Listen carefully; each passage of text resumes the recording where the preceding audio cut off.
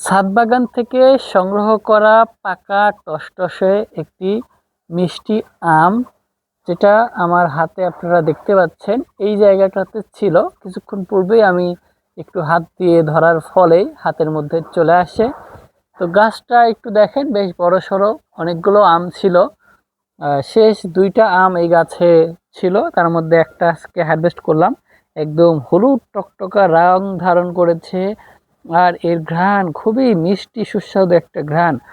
একটা হাফ ড্যামের মধ্যে বেশ বড়সড় একটা আম গাছ রয়েছে, এবং এখন পর্যন্ত এই হলুদ আমের পাশাপাশি ওই যে দেখেন ওই পাশে আর একটা আম রয়েছে, যেটা এখনো এটার মতো হলুদ টকটকা রং ধারণ করে নাই। যেহেতু এই আমটা একদম সামনে আছে, যার কারণে সূর্যের রোদ বেশি পায়, আর এর কারণেই এটা খুবই দ্রুত হলুদ রং ধারণ করেছে। কিন্তু ওইটা যেহেতু একটু আড়ালে রয়েছে, যার ফলে ওইটা কিন্তু এই আমটার মতো এত দ্রুত রং ধারণ করে নাই। তো যাই হোক, খুবই মিষ্টি সুস্বাদু একটা আম এটা।